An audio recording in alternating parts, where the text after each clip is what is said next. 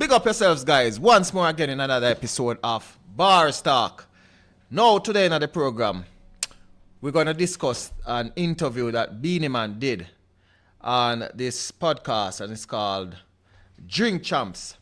And it's hosted by this guy, Nore. I can pronounce as Nor and DJ EFN, and some other guys. So, just remember before we go into the podcast, in the program, is if you're new to the channel, subscribe. And if you want the latest videos when it drop, you don't know it go already, click the notification bell. Straight as that. Now, Beenie Man went on this podcast now, and it's one of the famous ones them. It introduced artists that are, in the buzz or in the mix of things. And, ask them some questions and about their career, about other artists, and, some things that might be a little bit embarrassing. Just about pure vibes. And how it's set up is it's a drink thing. So that's what I call drink champs. And in the middle of the podcast, people, they will always give you your flowers. So there's always some artists that have some repute to their names. So I've watched the one with like Nas, one with Buju Banton, and some more artists. I think Busta Rhymes as well. So Beenie Man went on it. So I'm going to talk about what happened when he went on it, my take on it, and just basically a summary. And also at the end of this video here, I'm going to show you a clip that he did after this interview. And I'm going to push that at the end. So just stay tuned for that. So here we go now. The podcast, it was about 2 hours and 15 minutes long, I think. And I know people now go watch it that long. So, I took the time out to watch it so that I can explain what goes down or what went down. All right. So, for we don't know, Beenie Man, dancehall artist, he started out from in the 80s, about 1987, 88. So, his claim to fame was when he went on the stadium stage in about 91, 92 when Nelson Mandela got freed from imprisonment, and he sang that song. It's called A Green Arm Over Deso. It was like a parody to Pincher's song, A Gringos and Pasero, I want to make way for the bandolero. So he did a song to that, and he got booed.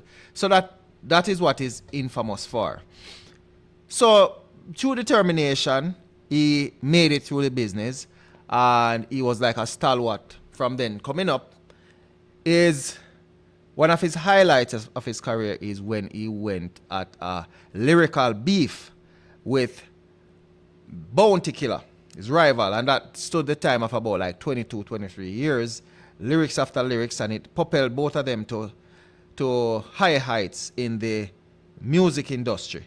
And Beenie Man has won, I think, 2 Grammy Awards. Best, I think, reggae artist or best reggae album, or dancehall album. Yes. So, that's his resume, I should say. Yeah, man. Okay, so when he went on it, they asked him a couple questions. And I must say, I'm sort of disappointed in how Beenie Man handled himself.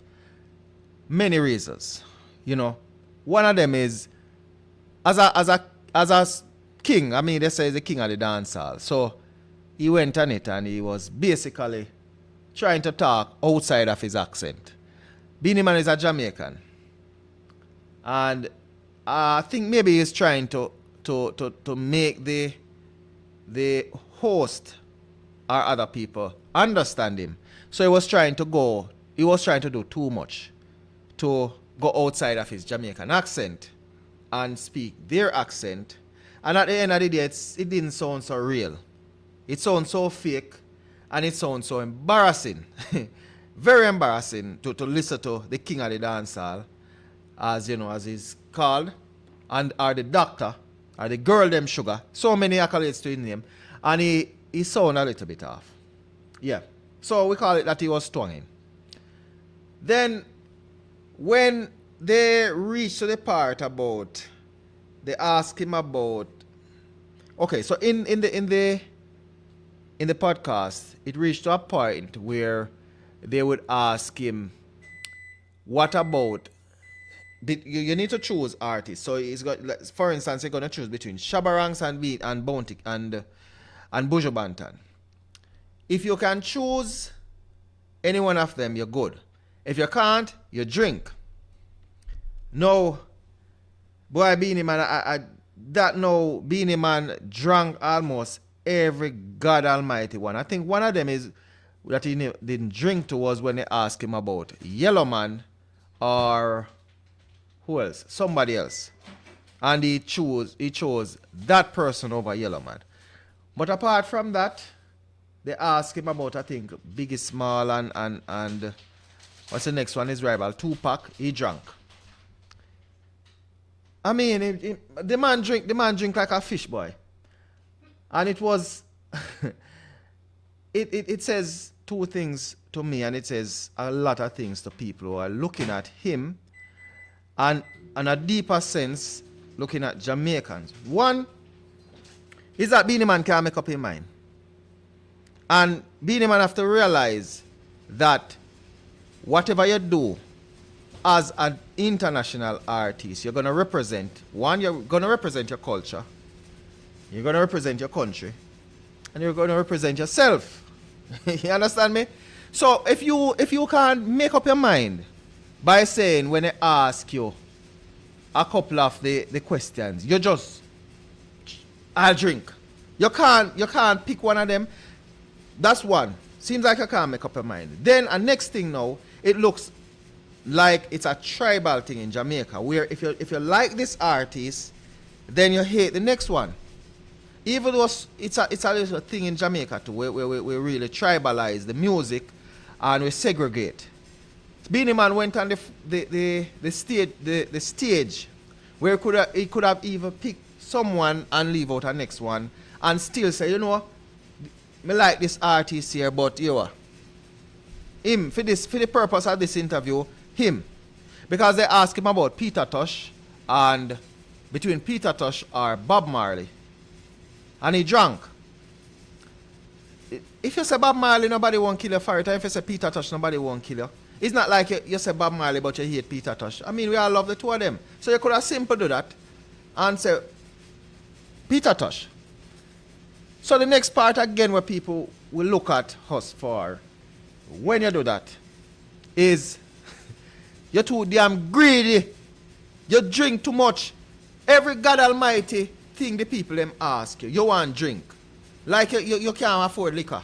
You could have simply answer the question, drink a couple shots, move on.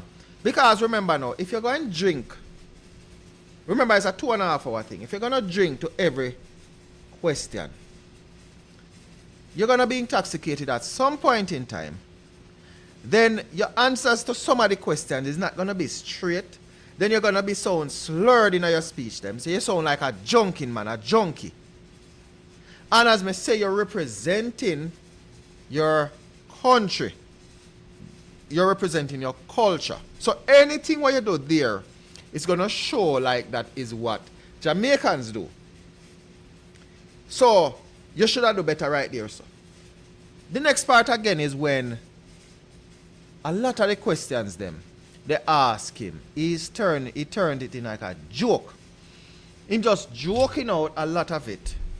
When the people them asking him real serious questions. Answer the question in a serious manner. You talk so much like a child in the interview, Beenie Man. Then the next part is when you're portraying yourself in the interview to be a bad man. You're telling people that you're a bad man. Well, me not gonna pretend that me know you more than anybody else. But me know a lot about you. And one of them what me know about is that you're not a bad man. You spar with a lot of people who are bad. And you know a lot of people who are bad. But you're not known as a bad man. Right? When you talk about like the bad man artists them, you're talking about like Ninja Man. You're talking about man like Super Cat. Man like Josie Wale, who go down in a history, bounty killer, will go down in a history as real bad man. So people will look upon them and when you call them name, people say, them man are bad man. Them man they do things. They don't make people do things for them, them do things. So when you say that, you shouldn't even go there. You sound a little bit off key there, so now. Right? Then when I ask you another couple of questions again in the interview about artists, they will ask you like, tell a story about this individual. Every story you talk about the artist or them talk about, you're putting yourself in it. You're turning the whole answer in something about you. And that's one of the clear signs of narcissism. Where you could have leave out, talk about the people them. And as I said before, when you go on the program, it's not about only you. It's highlighting the culture, highlighting the music, and highlighting the country. And in that regard, you feel miserably. So much miserable Beenie Man. May I tell you the truth? I am an artist from there, way back when. Them ask you about the Kingship of Dancehall. With between you and Vybz Kartel. Boy, I don't know. I don't know if it's about it in a sense, but then I got to talk my whole point about how you handle it. You still handle it immature. Right? Because they ask you about the sharing of the crown. And you're going to tell them that no one, you didn't call yourself king. They just give you. That is one of the biggest lies in our music history. Beenie Man, nobody never gave no crown. Nobody gave you the crown for dancehall. You sang this song after you have it in your head that you are the king of dancehall. You sang this song, welcome the king of the dancehall. Pan bed, pan floor against wall. We sex them out till then call we welcome the king of the dancehall. And then from then you hold that title. And you didn't give any regard to Yellow Man, who is the crown king, who actually got the crown as the king of dancehall. And then you go on the live, the show and say, you never call yourself so. People give you. People give you long after you call yourself king. Because every now and then you drop in a song that you're the king. Every now and then. What they give you, they gave you the doctorate, the honorary doctorate. They didn't give you the king. Okay. Then you say now Vybz Kartel come and try tarnish your work. And after tarnishing your work, him as if he step aside. And him not give you no credit for your thing. You did not give Yellow Man any credit. You go on interview and you disrespect the man. And when you disrespect the man, you're in the interview disrespecting the man. And in the same interview, you're telling the interviewer that you don't disrespect anybody. That's come like when a person look upon the sun and I tell somebody say the sun is white. Tell somebody say the sun white and you have somebody look upon the sun. You want to convince them. Even if they're not convinced, you want to vex with them. That is something where you do. You don't want a man come and say he is the king. A man for praise you all the while. The whole kingship is something where outside of my realm. So me not have no say in who to be king or who not to be king. In my previous videos, I say it should be something that has have some criteria to it. Where since it's so highly challenged, set some criteria to it. Somebody of music put some criteria together and say, look here, this is what the king is supposed to be. Right? And then we can decide who is the king. No, you just want to hold the kingship for yourself until you're dead. I know so it works in a dancehall. Dancehall is one of the unique type of musical genre or culture where it is very competitive. Very, very, very competitive. And you know that. Because when you wrestle the king from out of Yellow Man, and that was pure competition. And Bounty Killer never challenged for it. He never go up for it. And Bounty Killer could have easily get the king. But you say you want it. So, go and take it. Go and take it. And then, after you answer the people in questions now. You start dropping a little patois in it. And then at the end of the day, you lost the people them.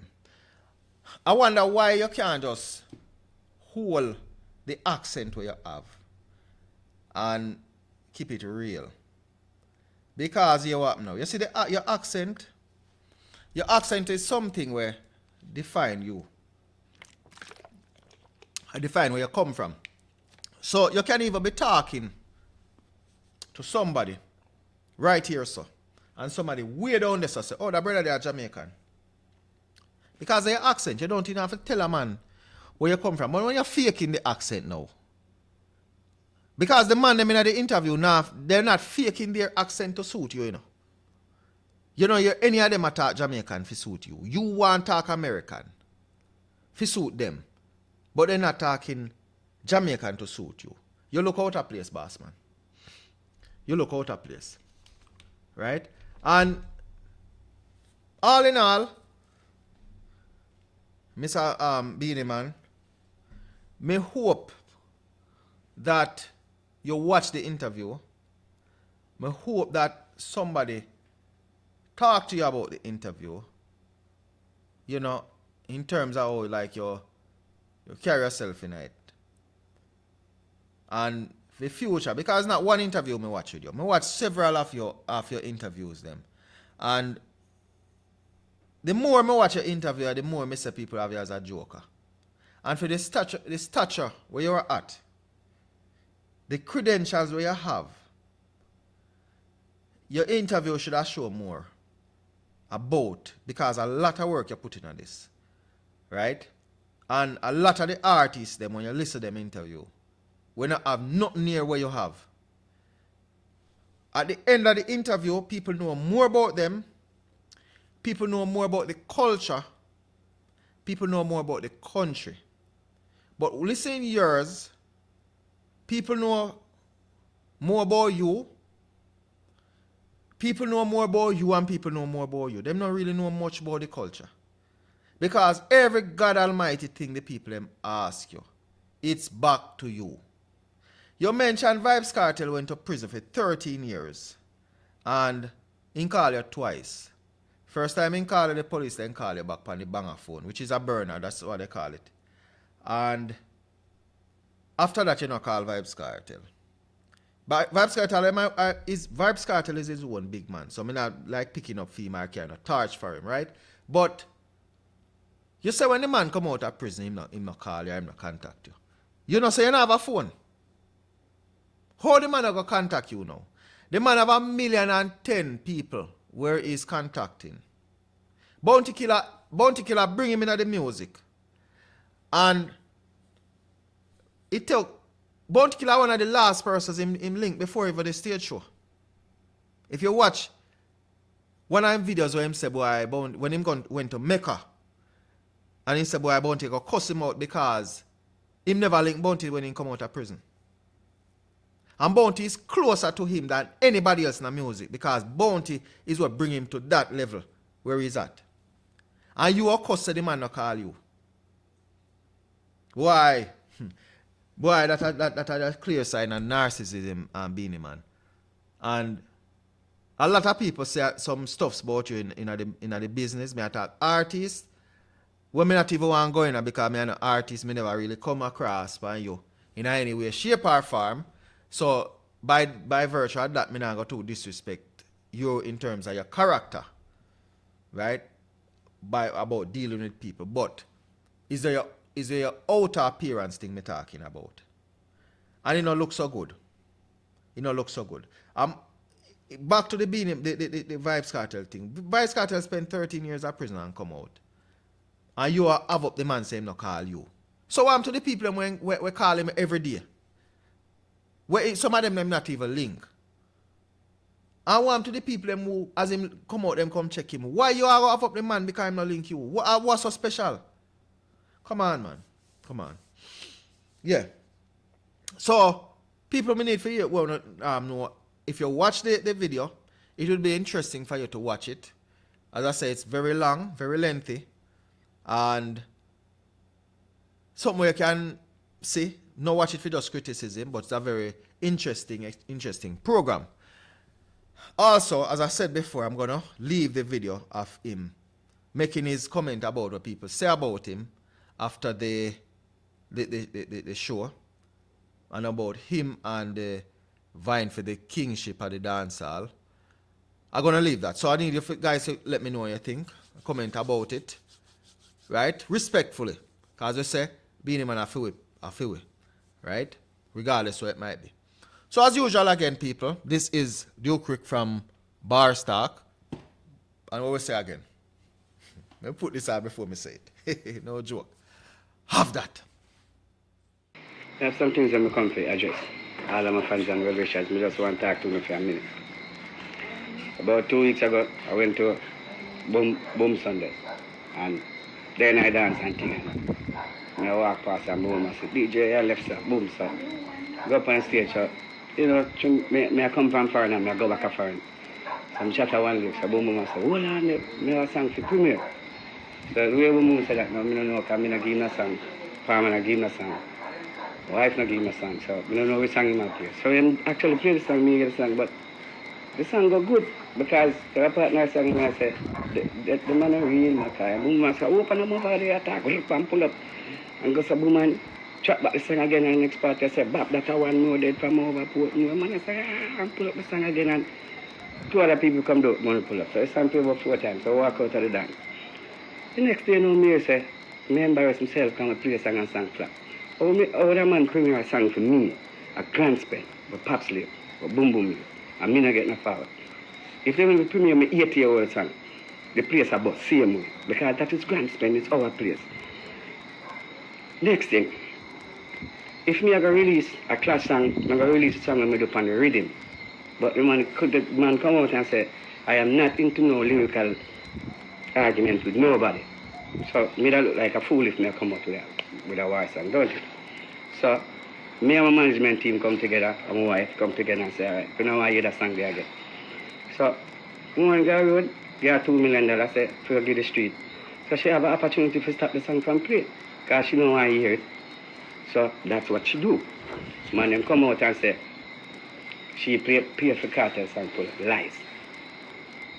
We stop it, man. Because you see me, certain individuals, you have to know how to deal with them. And you have to know so when you're a warrior, you're a warrior. I'm a warrior, I know that. Because I've been there, done that, now I wear the t-shirt. You see it? Another thing, what happened? A lot of things are going on and I talk about this, I talk about that, I talk about this and I talk about that. But listen to what I say. You see me? I am not here to war with no man. Because me and Beenie Man, me work hard to build this. Me fight hard to kick off the international load that dancehall artists can become international. Ask anyone. It's really a dancehall artist. Ask anyone. See? So I don't want nobody to go around and call up my name the wrong way, because when it comes to disrespect, I'm not going to deal with that. Because I'm not disrespect no man. I don't want the people to call up my name and say, me a argue and me a this and this petty and this and that. Because when somebody message me, them not petty, but when me come and defend myself, me petty. That doesn't make sense. I just want people to know, say, I'm here working, making my money, make sure say my family are right, and make sure say everything good. You have to know these things. So when you see me come live, don't come live. See it? This is how I talk about. You have to know, say, the life of me is not an easy life, because I've been getting fights since I was 5 years of age. Now, I do this thing named Drink Champ the other day. Why do you think the show named Drink Champ? You're supposed to drink. Guess what I never know? I water me a drink on the show. That I never know. So every time I see them say, take a drink, a water.